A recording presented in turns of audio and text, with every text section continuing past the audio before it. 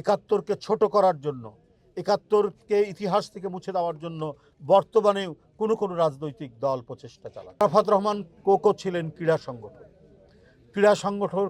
এই ক্রীড়ার উন্নতির জন্য তিনি যে কাজগুলো করছেন সেটা হচ্ছে যারা ক্রীড়াবিদ হবে শুধু এটাই তার চেষ্টা, এটাই তার পেশা হবে, এটা দিয়েই তার জীবন জীবিকা হবে, এই ধরনের ব্যবস্থা রাষ্ট্র করবে, সরকার করবে। আজকে ক্রীড়ামন্ত্রী এখানে আছে যে ক্রীড়ার উপর একটি বিশ্ববিদ্যালয় করা হবে।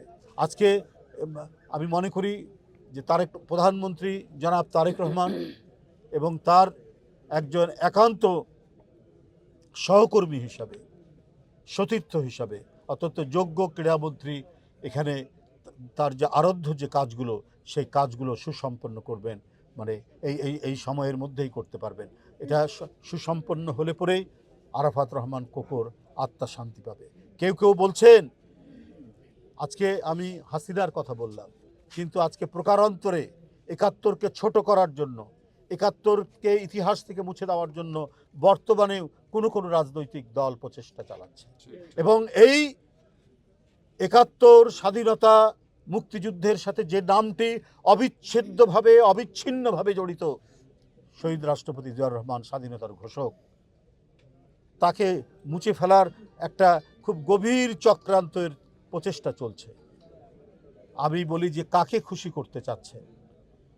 নিশ্চয়ই পলাতক ফ্যাসিস্টকে খুশি করার জন্যই কি আপনারা এই কাজগুলো করছেন? এই প্রশ্ন তো আজকে জনগণের, এই প্রশ্ন আজকে মানুষের মুখে মুখে। একটি চিত্র প্রদর্শনীর আয়োজন করেছিলেন 47 থেকে শুরু করে জুলাই পর্যন্ত। সেখানে শেখ মুজিবের 7ই মার্চের ভাষণ আছে, জিয়াউর রহমানের স্বাধীনতার ঘোষণা নেই। পরে অনেক ব্যাখ্যা দেওয়ার চেষ্টা করছেন, কিন্তু আমরা তো দেখেছি সেই উপস্থিতি, মানে তাদের সেই যে প্রদর্শনীর যে ধরন আমরা দেখেছি। তাদেরই ছাত্র সংগঠনের একটি বিশ্ববিদ্যালয়ে সেখানে দেখানো হচ্ছে যে হচ্ছে হালকা দাড়িপাল্লা দিয়ে বলা 71 হালকা, 71-এর পাল্লাটা উপরের দিকে চলে যায় আর জুলাইকে নিচের দিকে নিয়ে আসা হয়। এগুলো হচ্ছে ছোট লোকপি। কারণ আপনাদের প্রতিটি মুহূর্তে, প্রতিটি আন্দোলন সংগ্রামের প্রতিটি ক্ষেত্রে আপনারা করেছেন জনগণের সাথে শত্রুতা করেছেন, জনগণের বিরুদ্ধে ছিলেন। 71-এ ছিলেন, 90-এ ছিলেন, 86-তে ছিলেন, সব সময় আপনারা সেই ভূমিকা রেখেছেন বলে এখন জুলাইকে আপনারা ক্যাপিটাল করতে চাচ্ছেন, পুঁজি করতে চাচ্ছেন। কী ভূমিকা ছিল আপনাদের?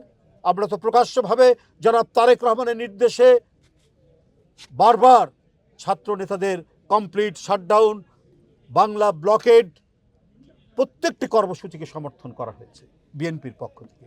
এবং জনাব তারেক রহমান সেই সময় তিনি বিএনপির ভারপ্রাপ্ত চেয়ারম্যান, তিনি লন্ডন থেকে বারবার ছাত্র জনতার সেই আন্দোলনে তিনি সমর্থন দিচ্ছেন এবং সবাইকে সেই আন্দোলনে অংশগ্রহণ করতে বলেছেন। তো এটা তো ইতিহাস, এটাতে ডকুমেন্টেড। কিন্তু আমরা 71-কেও যেমন সুমহান, মহিমান্বিত আমাদের ইতিহাসের গৌরবোজ্জ্বল অধ্যায়, 90-ই আমাদের গৌরবোজ্জ্বল অধ্যায়, জুলাইও আমাদের গৌরবোজ্জ্বল অধ্যায়। বিএনপির সব মিলিয়ে ছাত্রদল, শ্রমিক, বিএনপির নেতৃবৃন্দ সহ 450 মানুষ মারা গেছে এই জুলাই গণ অভ্যুত্থানে। এটা আপনারা যদি মুছে ফেলার চেষ্টা করেন, মানুষের হৃদয়ের মধ্যে যে ইতিহাস লেখা আছে, মানুষের মনের মধ্যে যে ইতিহাস লেখা আছে, সেই ইতিহাসকে আপনারা বুঝতে পারবেন না। আমরা সশ্রদ্ধ চিত্তে সম্মান করি 71-এর বীর মুক্তিযোদ্ধাদের, আমরা সম্মান করি সমস্ত গণতান্ত্রিক সংগ্রামের এক আপসহীন সেনাপতি হিসাবে দেশনেত্রী বেগম খালেদা জিয়ার নেতৃত্বে 80 দশকের যে সংগ্রাম, সেই সংগ্রামে যারা মারা গেছে, সেলিম, দেলোয়ার, তাজুল, দীপালি সাহা সহ তাদেরকে আমরা সম্মান করি। বন্ধুরা আমার, আমরা সম্মান করি জুলাইয়ের মুগ্ধ, ওয়াসিম আকরাম, আবু সাইদ সহ, আহনাফ সহ যারা আত্মদান করেছে, প্রত্যেকটাই মহিমান্বিত।